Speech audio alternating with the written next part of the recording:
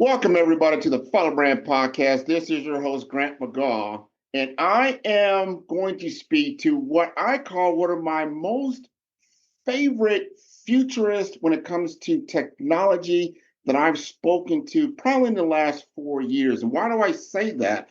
I say that because I've been part of the HIMSS organization, the Health Informatics System Society, and that's in healthcare, that's in technology. And I was able to meet a gentleman named Richie Etwaru, and he was talking to me about different kinds of technology.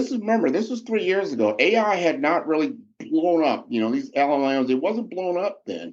But he framed discussions around how technology and nation states and where the power plays are, and where people will fall into in a way that I've never heard before. And his complete understanding of how artificial intelligence actually operates at a simplistic level, I thought was just an honor to hear him speak. So I want to have him speak again to me and you about how he sees this new world and how we can all take advantage of it. So, Richie, I should say, you'd like to introduce yourself?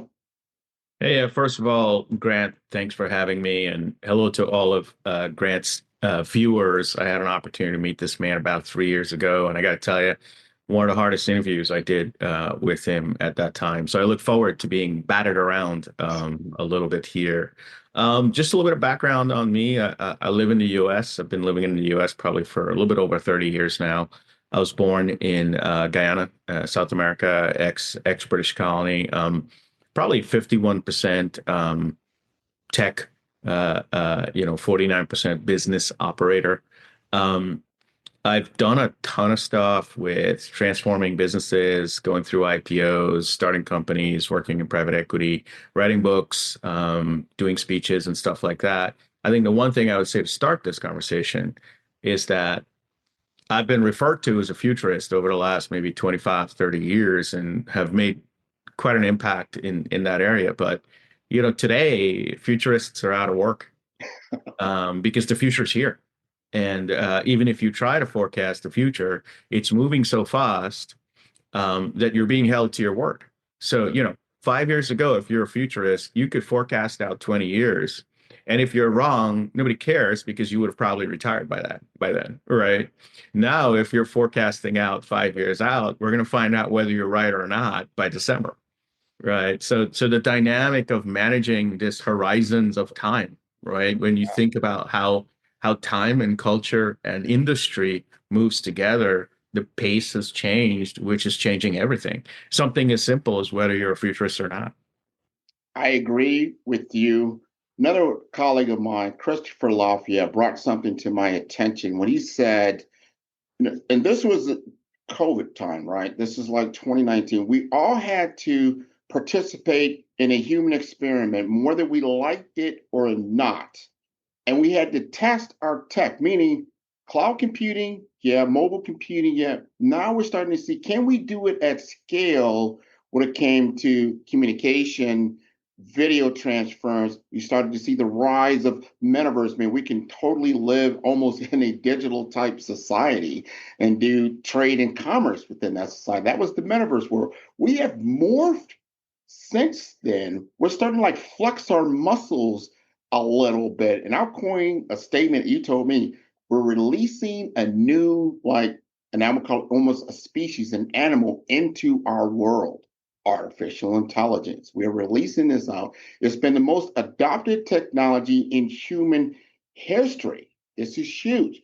Faster than cloud computing, faster than mobile computing, faster than electricity. From your lens, what you're seeing now, because what I'm seeing coming on my horizon is agentic AI. You came out with the telly. I'm starting to see others come out with certain tools that are coming. Hey, this is an all-in-one tool. It can interact with you. It can speak to you. It can do certain human-like functions to take what it's a tier one, tier two off the table. It's blowing up the BPO world. How do you see this technology operating? Well, it's a broad question. I'm going to try to answer it the way you eat an elephant, one piece at a time. Um, just for, I guess, a little comedic relief, um, I would argue that AI is not the fastest adopted technology in the world. Okay. Um, but emojis were the fastest adopted technology in the world. As soon as you saw an emoji, you knew what to do with it right away, and you were absolutely fluent. Now, yes, of course, it Okay. doesn't have the gravitas and the implication as artificial intelligence. But again, for some comedic relief here on the Truth is truth. Grant Madrath show, so to speak. Um, there's a lot that has already been said, so let me try to focus on maybe what ought to be said that might have not been said. Yeah. Um, One of the reasons why AI has been adopted so quickly, and maybe we'll cover three reasons why the speed is there. Um, First, technology is something that builds on itself. And for if you were involved in technology at any point, you must have seen some experience where the thing that you were doing at the time was then used to create the next thing that you're going to do and was used to create the next thing that you're going to do.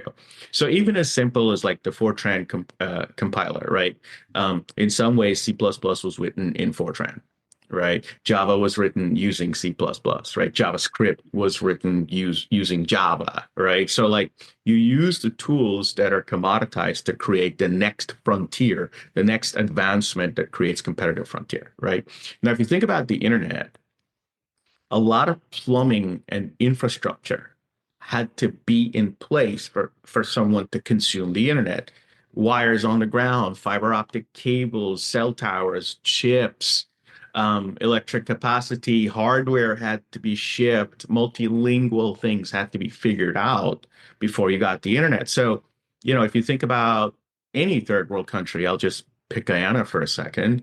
Guyana got electricity about 40 years after Europe and the US got electricity, right? So you kind of are left behind for a while. Artificial intelligence, however, the platform was already there. You had a mobile phone, you had internet already, right? Um, and so, the 5 billion people that are already pre-connected to the internet and have a mobile device were able to uptake AI from the time that you found out about it to the time that it takes to either hit the OpenAI mobile browser application, which was the first, or download an app from the App Store, right? Yeah. That was the uptake time. And that's why you see this massive uptake of individuals. And I think what's the next point as to why I think the adoption was so easy is that OpenAI did something that is the core of the craft, which is to productize it, right? Mhm. Artificial intelligence, as it relates to foundational models and it relates to machine learning and deep learning, was there for a while. Not as good as the foundational models that OpenAI's foundational model set forth, which started a competitive race. Not as good. But what was there was that it was never productized for mass consumption. If you wanted to run a model prior to ChatGPT, you kind of had to have MATLAB running, right? You had to download a bunch of stuff on a desktop. You needed to understand how the flux capacitor of every button works. And then the outcome was a large text file with weights in it. It's just not accessible. All right. Um, what OpenAI did, which is to start a for-profit company to be able to create funding to fund the nonprofit company, was to consume their models and productize it as a chatbot. Mhm. And that productizing of a chatbot is, to me, the brilliance of OpenAI, not necessarily the core LLM underneath, although they did start the arms race by differentiating significantly. Um, when you make a product that everybody already knows how to use, they know how to chat. Who here doesn't know how to send a text to someone and record and get a text back, right? And then to find the right place to do it, which is these language models, these foundational models, and I want to talk about probabilism after this. Sure. Um, they're imperfect. So how do you productize imperfection? Mhm. Right. A chatbot is a really interesting way to productize imperfection because there's no good answer that there's no perfect answer that has to come back. All Right. right. And so Yeah. that's another reason why we saw that speed of adoption of it. And the third is something that you'd mentioned earlier in your preamble here to this question, which is mankind now has a thirst for technology in the future. When we went through COVID, everybody from my mom to the guy who works in my local hardware store here in a small town that I live in, everybody saw the power of technology, Mhm. whether it was through Instacart deliveries or the forms that we all filled out to get vaccines earlier, or going to I forgot what was the website that gave you all the stats of how many deaths it was Oh, yeah. I think it was the U.S. government or one of them, but yeah. whatever it was, right? Everybody got to see the value of technology, not just the sort of soft, flimsy sort of magic of it, or the excitement of it, or the dopamine hit of it, or the vanity advancements of it, but the actual utility of Mhm. it. And so we come out of COVID now, and we've all, as an aggregate, I would say as an aggregate, we've tripled our awareness and our appreciation for the utility of technology. We come out of COVID, everyone's like, okay, where's the future? This is great. You guys have been talking for tech so long. We're ready for it. What's up? Where's the future, man? Right? So you have that thirst sort of waiting in society to adopt this. And I think it's those three kind of pieces of that storm that came together that created this massive transition of human awareness and this reminder that we are evolving. Yeah. What AI really reminds us all at the core is that we are an evolving species. Mhm. We are constantly evolving, and we're all living through the internet again. We're living through electricity again. We're living through the printing press again. And so everyone, I believe, on the planet in some way is now aware of the fact that we're living in a pretty pivotal point of history. There's no question about that. I call it it's a leveler, let's say like that, of economies of scale, where like let's say if you were an oil baron, let's just say, you had a certain amount of control. If you're a real estate baron, you had a certain amount Mhm. of control. Technology has now given a whole new level of control to a whole new set of individuals that aren't oil barons, and they didn't own massive real estate, but they have massive value. For the first time in human history, we have an evaluation of a company of $1 trillion. A trillion. That's almost unbelievable when you think about it.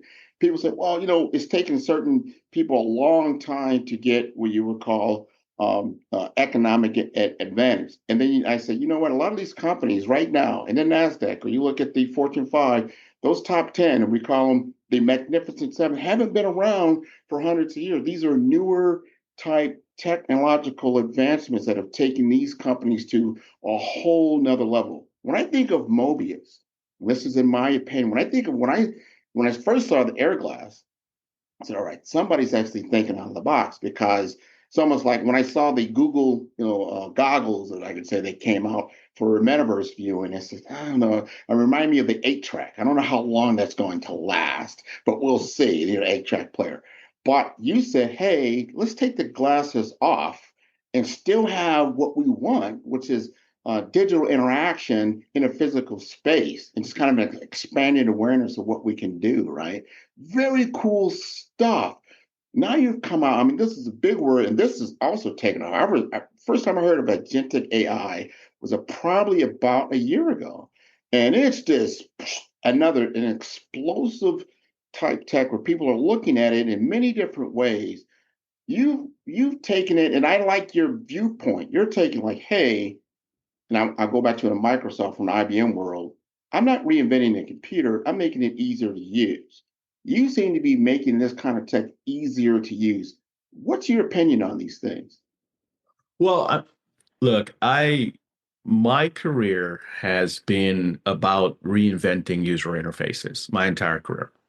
While I was at Prudential Securities, which is now Wachovia, I worked extensively on connecting the CICS mainframe green screens to the Visual Basic compiler to start to build point and click apps for brokers to be able to have information faster and better workflow as they serviced investors to the brokerage business of Prudential Securities. And now it's the first patent, and it got very interesting between Microsoft and IBM. But that was my first time recognizing that user interfaces will change. Mm-hmm. The second time I did that was at Lehman Brothers, where reporting, so client reporting, was very static. Everybody got the same PDF, the same design of a PDF. And I focused my energy there on figuring out dynamicism of PDFs. How do you get a banking statement that has a pie chart of your asset allocation on page one, but somebody else gets a bar chart of their asset allocation on page one because they want to see their data differently, or their portfolio is better displayed as a bar chart versus a pie chart? And that was the second time I kind of reoriented user interfaces from static reports to sort of personalized reports. Again, another patent, another kind of partnership with Adobe. And today everybody has personalized PDFs. I did it again at UBS. I won't bore everybody with that, around working with Apple to put the first wealth management app on the iPad at the time of the iPad unveiling by Apple. When you met me, the thesis there was that the screens will become more engaging. And as I was founding the company, I had decided to call the company Meta, Meta. And right before I set out to kind of start, taking the company forward, Facebook renames itself to Meta. And I had no interest in the metaverse. I was pretty sure that we're not going to strap toasters to our head for a pretty long period of time. And so, in some ways, Zuckerberg irritated me to get into the metaverse Uh-huh. by naming Facebook Meta. Now I'm nowhere the size and scale of Zuckerberg. He doesn't know that I exist, but that's what happened. He irritated the hell out of me. And so I thought, well, what's this stupidness anyway about the metaverse? Why would anybody do this? And so that was the first time I actually thought, maybe there's something here. Okay. And I looked at it and I said, there's no way the headsets work. We ought to be able to get the screens to give us more. And the long and short of it, 40 patents after, I was able to devise a way to use computer vision, to use the screens that you and I are looking at right now, to be immersive and interactive at the same time. And essentially, I built a version of the metaverse that didn't need the headset. Yeah. Right. I'm really not interested in that. And so as the metaverse winded down and we were using computer vision a lot, I started going back to my original thesis, which is why I founded the company, which is how can we get more from the screen? It has nothing to do with immersivity and interactivity. And so today, Mobius is back to its original thesis. I got sidetracked by Zuckerberg, who irritated me on the name. And where we are today is that I am looking again at the user interface. Yeah. One of the nets of artificial intelligence is that the user interface is going to change. Yeah. Um, and to put it into context, Google changed the user interface by putting a search bar, right? The user interface of AI is going to be a microphone icon. Mm-hmm. That's it. Talk, turn it on, or turn it off, right? The mouse and the keyboard will still have a place, similar to how engineers have a place in the IDE today, right? Or in black and white terminals. And so what we're doing at Mobius today is we're really focusing on that user interface. What is the intelligent user interface? Now, I won't talk too much about that solution. I could connect with folks afterwards. But the value for your audience is to try to parse the artificial intelligence market today to know where you want to make your bets. And generally, when these big industrial revolutions come about, and you were talking about oil, it's the same thing. You can parse it into three verticals. You've got the producers of the new utility. you've got the appliers of the new utility, and you've got the consumers of the new utility, right? So you've got the producers of AI, right? And a whole supply chain in there. I put the silicon and the training in the production bucket. So NVIDIA and OpenAI, I have them in the same bucket, so to speak, right? Hyperscalers, I kind of pop them in there as well. The appliers of artificial intelligence is where I sit. Let's take the core utility that's being produced by others. By all means, pay them their cogs, make them a part of the supply chain, but apply it to do something completely unique and different, right? Yeah. Not dissimilar from how, Amazon applied the internet without spending a dollar on building the internet, right? And then you have the consumers of artificial intelligence. What's also different here and how your audience wants to navigate, whether you're a producer of AI and, be smart about your capital investment there and who you're competing against and whether there's a David and Goliath game to play there. I argue that there's a very low likelihood that a David and Goliath game could be played out on the production side. I feel like that side is already locked up, right? Mhm. On the applier side, man, a lot of David and Goliaths are playing out on the application side, right? Large software companies that have been underserving their constituents for decades are now under attack because people are like, wait, what the hell? Why am I paying for a SaaS license that I'm not consuming? Where the interest is on the consumption side of artificial intelligence. And the consumption side has two things about it. One is you can consume it to build businesses Yeah.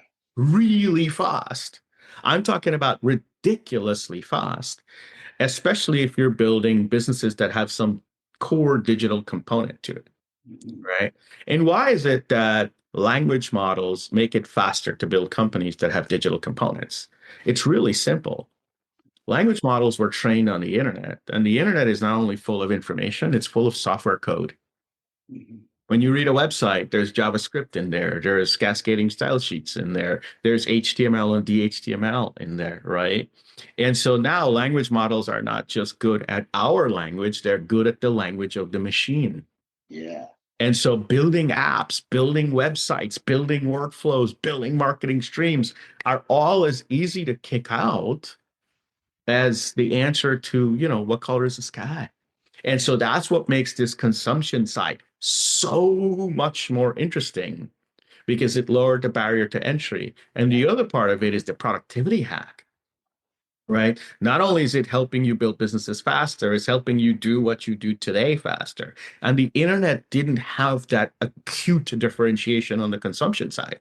Yes, it commoditized distance significantly, but you can't build a business because you were just able to commoditize distance. You still had to go through the mechanics of a highly capital intensive sort of thing. And so that I think when you look at the AI market from that perspective, and again, I'm playing in that applying AI layer for the benefit of the consumer's AI layer because I see the user interface transitioning from where we are today to where it's going. And that's where maybe we could talk about probabilism in that user interface. But I think for an audience, I think that that is a reasonably good way to evaluate risk and opportunity within where we are today. I want to expound on what you just said, especially toward the end. Understanding at the end of that whole thing, you have a human, and then you have what we are calling now in AI, artificial intelligence, or what I'm calling now it's a better technology. It's a tool. Now, I say that to say this. Remember this: in our human history, most people agree, humans took a great leap in their environment when they discovered fire. Right? AI is a type of fire. Right? And if you know how to apply the fire, because you can take the fire, you can burn the forest down, or you can cook your food, right? If you know how to manage the fire, be responsible, accountable, you understand the nuances of the fire, you know what it could do, what it couldn't do, you know that, hey, if I put water on the fire is going to go out. But the fire also consumes oxygen. It consumes a lot of things. A lot of people probably don't realize that a human being does. No, you've got a fire is a living thing, right? So I said it to say this: we are now starting out with from the human component or reality operating with a technology that everybody can now utilize. And to your point, I myself can make businesses where before I didn't have that capability. Right now we're on an interface. You didn't have, you had to have mass capital resources to do radio, to do television, to do mass media. Mm-hmm. The barrier has been significantly lowered. So if you as a human knows how to operate or drive, I'm going to say, this technology, this AI, and you realize, like you said before, the building blocks are already in place. So you don't have to be a coder. You don't have to understand how the internet actually works to a certain degree in the back Yeah. end, but you got to know how to drive. And if you're making it easier for me to get behind the wheel of a AI engine, I see incredible transformation that can change the world as we know it. And I've always said this. I have a lot of younger people that ask me a lot and ask my opinion, like, well, Grant, what do you think my purpose is? And I always say this, especially the younger folks, your purpose is to change the world. I've already lived in this world for 60 years. I know what it's like. I've gone through changes in how we do things. Your job is to change it even further. I'm Right. going to point this to you because I like how you had that comic relief right around the emoji, right? I remember sitting there watching the Jetsons, and they would have a communicator that looked a whole lot like your air glass. It would just be an image out of thin air that you would interact with. I truly believe that man's imagination, when it could be productized, could be one Yep. of the greatest advancements in human history. So I want you to, if you don't mind, help me unpack some of this, because what I'm saying is this: human plus AI could be the biggest game changer on the planet. Yeah. Yeah. Well, I think based on what we know today, I never underestimate 100 years out. There could be something even bigger. And no one knows what it is. Arguably, it could be interplanetary travel, right? Could be even bigger. Again, thinking about this might be a second organic species, not a first digital species, right? As we refer to it here. Um, let's talk about the trade-off Yeah. that we're making, right? And I'm going to focus on the trade-off specifically from an enterprise and a technology perspective. I think your audience sits in that center of gravity a little bit. So there is a fundamental difference between what we did with the internet and what we're going to do with artificial intelligence as it's specific to generative artificial intelligence. There's many other types of AI, computer vision, for example, right, is a different story. But when you want to come to terms with what is different, I would suggest that you start here. In the internet world, we used deterministic mathematics. In deterministic math, 1 + 1 is equal to 2. And you can guarantee that 1 + 1 will always be equal to 2. You can guarantee it. With generative AI, which is probabilistic math, not deterministic math, but probabilistic math, you cannot guarantee that 1 + 1 will be equal to 2 every time. You can't. It'll be, because it's such an obvious thing, 1 + 1 will be equal to 2 a lot, but you can't guarantee that it'll be every time because it's probabilistic. There's no such thing as a right or wrong answer. The only thing that's true about probabilistic math is that it must have an answer every time. And so that's why when you ask a probabilistic model for something, and language models are sort of like the codfish example, everybody knows what I'm going to use here. But let's take an image model. If I ask an image model to create me an image of a blue and red dog, It'll give me an awesome blue and red dog. Try to get that same dog again. Yeah. Zero chance to get that same dog again. Now, we have the same thing in language models. Ask it a question. If it's not too obvious of a question, try to get the same response every time. Zero chance. And so living in this probabilistic world, right, where you're trading off a deterministic relationship with technology for a probabilistic relationship with technology, now you start to see the difference of the mechanics of it. Yeah. For example, if we just take user interface for a second, in a deterministic world, you have an application that could do about 10 things, okay? And you must move your mouse precisely to here to click on this one button to do those 10 things.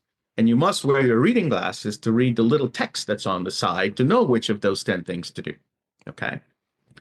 So there's a high degree of friction to a deterministic relationship with technology. Okay. However, it's guaranteed that it's going to do 10 things and it's going to do those 10 things exactly the same way every single time. Bar none. In a probabilistic relationship with technology, the number is not 10. It could do a billion different things. Okay.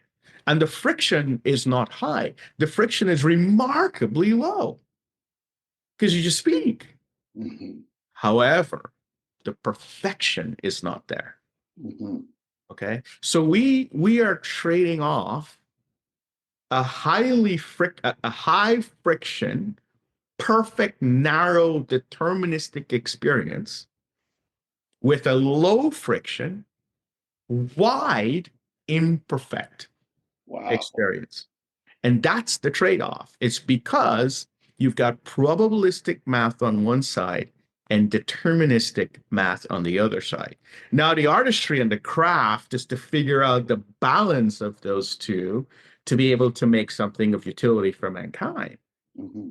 The challenge is that as soon as you add 1 ounce of determinism into a probabilistic system, you lose a significant amount of the probabilistic value. Wow.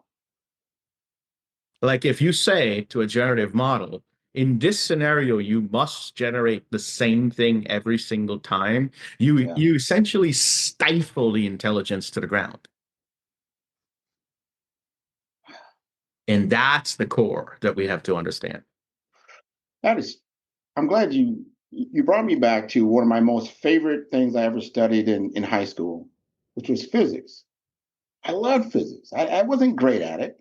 I got actually a C in the class, but was my favorite class of all because of those things you just talked about. My teacher would tell us all the time, there is no right and wrong answer. I'm more interested how you got to your answer than what the answer actually is. I want you Mm. to use your critical thinking and come up with something that's interesting because you can get outside the box, just like you were saying. So sometimes, and I always liked, I think Einstein brought it up, where, as you pointed, 1 + 1 = 2. But in his world, it doesn't. It equals what we call 3. What do you mean by that? Because you by yourself, you're one entity. Me by myself, I'm one entity. And if we both operate in those separate worlds, that is 1 + 1. You could kind of like 2. But we come together, there's a third reality that comes about. I'm going to call that this podcast discussion, Yep. right? Where Yep. we both could never really determine exactly what we were going to say and do and the answers, but it becomes a third reality.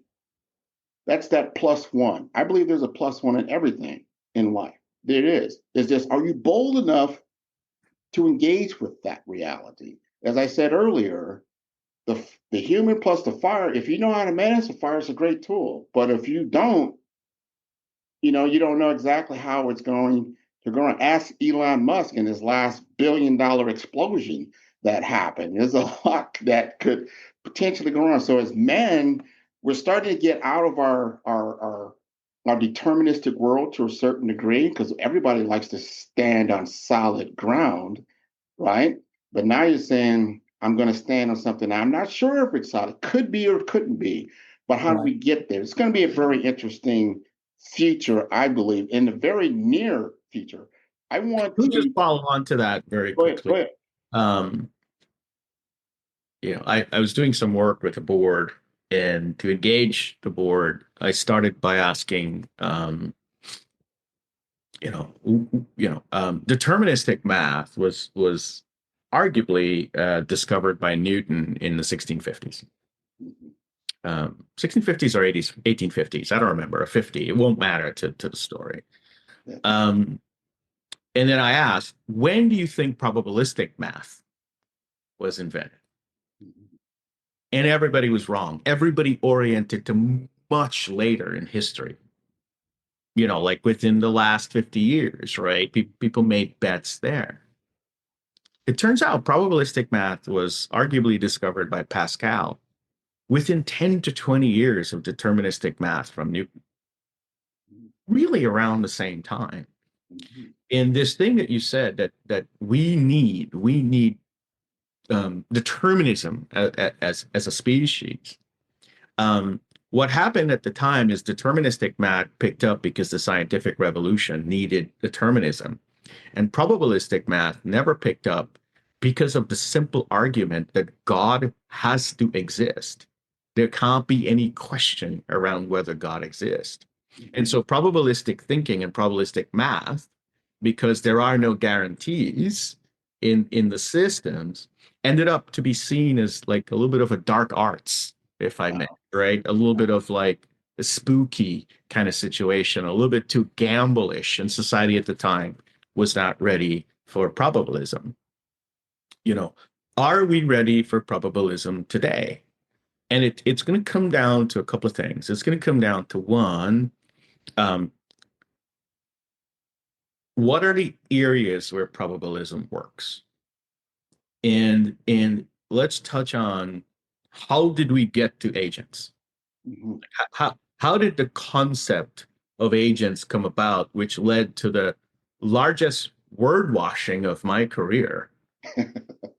Right? Talk about cloud washing and metaverse washing and mobile washing and internet and online washing. I've never seen washing like this. But when you think about the deterministic systems and the probabilistic systems again, right? And you say, okay, so a lot of our utility to build things that people will use sit in a deterministic world right now, exposed by API, right? Yeah. And then you've got this deterministic UI, which is if I click buy, it's incredibly determined that you must go call the buy API, right? Or if I click sort, you should go call the sort API. So this very, very rigid relationship between actions in the user interface and execution of that intent in what we could arguably be called a system of records, right? Now, a concept evolved in between the deterministic user interface and the deterministic APIs.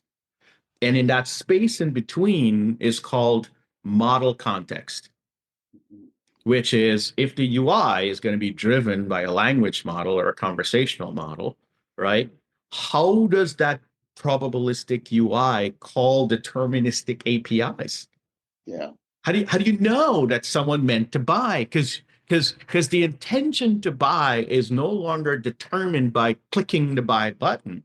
There could be a million ways that you indicate that you want to buy. You could say, all right, let's go. And that means that you want to buy. You could go, I'll take it. Yeah. And that means that you want to buy, right? And so model context protocol is that thing that says, figure out what that person said. And then based on all APIs that you have available, that's where the model context, the MCP servers come in, which is, hey, what are all the APIs that are there and how are they interconnected? Describe them in an MCP server so that when the language model hears, I'll take it, it does a translation of that, look at the API and go, the only API that makes sense here is the buy API. Yeah. So the MCP, this model context protocol, is this membrane that's sitting between APIs and between a UI that's starting to expand that uses probabilism in the middle of two deterministic systems. Mm, mm, And that's where the perception of agency is coming from. mm. There's nothing sentient or agentic about a Right. system. Yeah. The concept of an agent is horseshit. Right. Okay? That probabilistic layer in between is creating the perception of autonomy. How Mhm. could it have known that when I said I'll take it, I meant buy? It's really simple. There's nothing agentic about it. I haven't met an agent as yet, other than like, the agent at the airport when I'm trying to change my flight. I have Yeah. not met an agent as yet, and I'm deep and wide in the space. It's complete horseshit. I love how you said that. I think how I look at it is like this, and we're going to conclude here. But I had the similar, somewhat not as technical as you just described it. But what I was explaining to people is like when we're talking about in an AI driven world, we're talking about something that's just mirroring human intelligence or behavior to a certain degree as we understand ourselves. So you're asking something. Here's the three things I look at something that is unconscious. That is the AI itself, it's unconscious to someone who's conscious, which is yourself. But then also you are operating in a subconscious world a lot too. When you start talking about how you're going to understand behavior or what drives you, it gets into deeper layer. So then you start saying, yeah, in our world, in the deeper context of what you call the natural world, and how we operate in everything around us. It's not so much deterministic. There's a lot going on, a lot more intelligence than just human intelligence that we're operating in. But we're starting to discover this, and then we're going to see how we're going to Yeah. interoperate with it, let's say, collaborate and understand how all this is going to work together. But you brought up some very, very good points, and that at some point in time, hopefully in the near future, we're going to have another conversation because we're ever evolving, you're ever evolving. And before I conclude, I want you to just kind of sum up what you feel about this particular podcast and how do you feel about the Follow the Brand? And how I feel about, sorry, the last word I missed. Yeah, Follow the Brand, the Follow Brand podcast. How do you feel about this Well, interview? look, I've been tracking you for a while, and what I like is your consistency and your perseverance. A lot of people build these types of, in some ways, philanthropic platforms Mhm. to be able to help others along the way because of privilege or access that you may have. And most people fall off Mhm. because it's hard. It's not easy. Getting guests is hard. Doing it every week is Mhm. hard. Getting the courage to be able to engage in it and put your own brand out there Sure. is hard. And so I think your consistency and your perseverance marries what I do in the early stage venture world, right? In the early stage venture world, there's really only two ingredients: perseverance Yeah. and craziness. Have to be Got a crazy. little bit out there. Yeah. In some ways, and I say this self-deprecatingly, in some ways, you have to be a special kind of stupid to do something like this, what you're doing and what I'm doing. You can't be born with this type of stupidity. You have to cultivate it, right? It's not nature can't make you this crazy to do things like this.